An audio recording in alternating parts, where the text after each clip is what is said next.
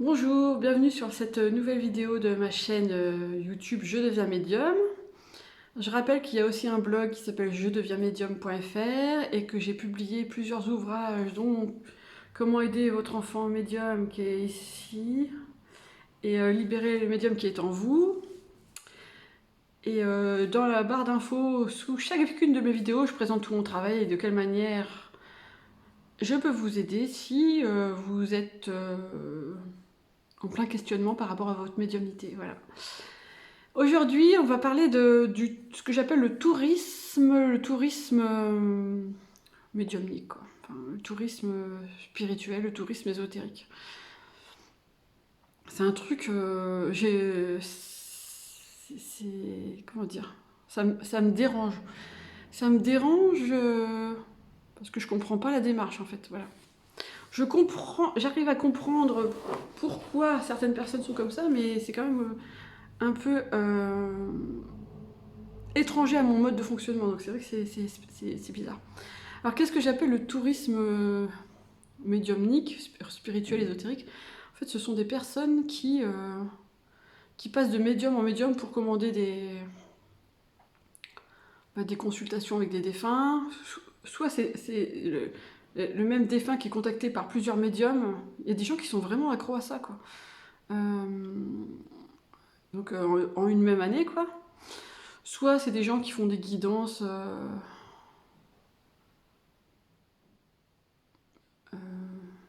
enfin, qui multiplient les guidances. Je suis en train de réfléchir en me disant que je propose un abonnement guidance, donc ça, je suis mal placée pour parler de tourisme, sauf que mon abonnement guidance, il s'inscrit dans une vraie démarche spirituelle que je vous expliquerai après si vous voulez. Oui, donc il y a des gens qui commandent à droite, à gauche, on dirait qu'ils sont dans un magasin et qui sont là pour commander. Commander, comme pour remplir un vide qu'ils ont en eux. Alors, j'ai l'impression que je suis dans le jugement en parlant comme ça, parce qu'il y a aussi des gens qui sont dans une vraie quête spirituelle. Mais le profil, enfin, franchement, le profil, il est différent, quoi. On sent tout de suite la différence entre quelqu'un qui est dans une vraie démarche spirituelle et quelqu'un qui est là juste pour consommer. Pour consommer, ouais. C'est vraiment... je trouve que ça devient presque un gros mot, consommer. Par exemple, quand je propose une clé de l'âme, bah, c'est vraiment l'histoire de... C'est votre âme qui vous parle, qui a des choses importantes à vous dire. Donc si vous êtes là et que vous attendez une réponse toute prête, servie sur un plateau, est-ce que Tata Micheline, elle m'a légué son héritage et où est-ce qu'elle a planqué son argent, bah, ou alors est-ce que je vais rencontrer l'homme de ma vie la semaine prochaine à mes vacances à Ibiza, bah, moi je vais pas répondre à ces questions-là parce que de toute façon c'est pas moi qui décide de ce que je canalise. Et en plus, c'est pas du tout l'objectif d'une clé de l'âme. La clé de l'âme, c'est vraiment une démarche de connaissance de soi, de ce qu'on vit, de recul sur ce qu'on vit et de comment on peut transcender les obstacles, etc. Donc quand on vient commander une canalisation comme ça par pur esprit consommation, et bah, ça peut pas marcher parce que la personne, elle sera forcément déçue, quoi. J'en ai eu des déçus qui s'attendaient à autre chose, je sais pas quoi. Pourtant c'est très clair sur la page de présentation, enfin. Mais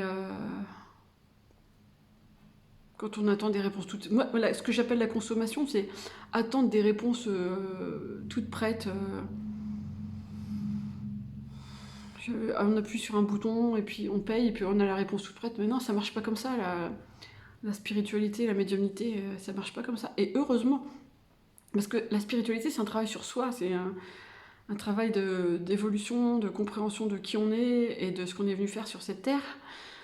Et c'est pas en allant picorer à droite et à gauche des prestations qu'on va faire ce travail-là, quoi. C'est un travail qui prend du temps. Et moi qui suis pas patiente, je suis la première des fois à m'énerver. mais, mais il faut le temps qu'il faut, quoi. Moi, il m'a fallu 42 ans pour découvrir ma médiumnité. Parce qu'avant, c'était pas approprié, quoi. c'est que j'étais pas prête. Pourtant, quand j'y repense, j'avais quand même des pistes pour arriver jusqu'à cette médiumnité, mais j'étais pas prête.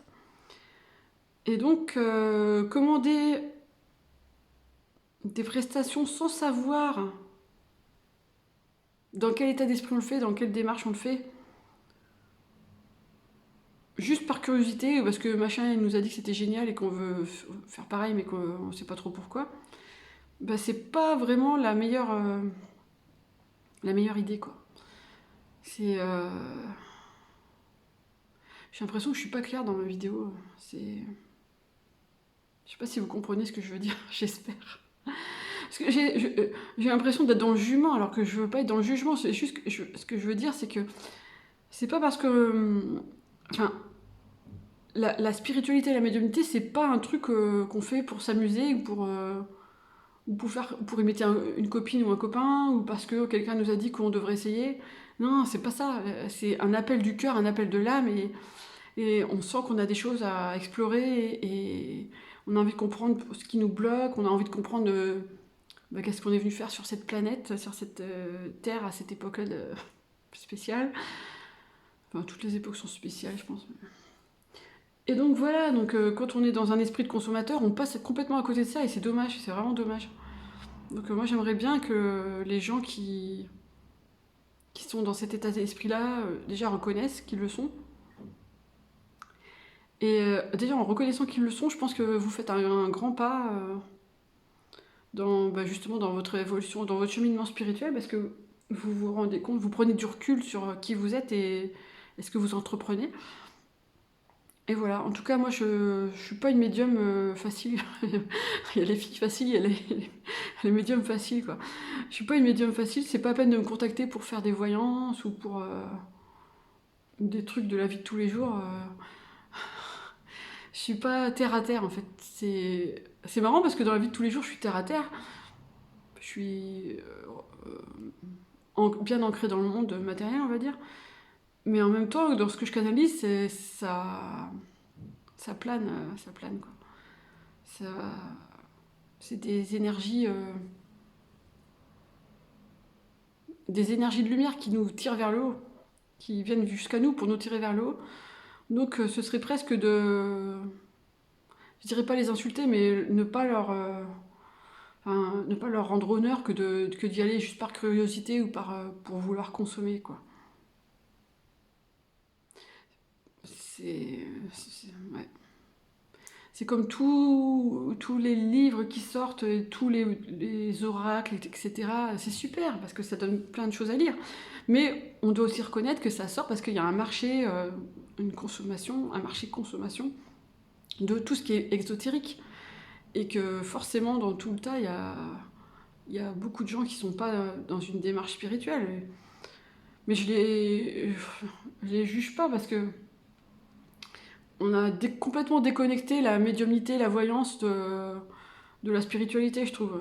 C'est le truc qui est un peu, qui en met un peu plein les yeux, qui est spectaculaire. Donc c'est sûr que c'est plus spectaculaire d'aller causer avec les morts ou les guides que de travailler sur soi et comprendre ses failles, et accepter d'être vulnérable et avancer vers sa lumière malgré ses peurs.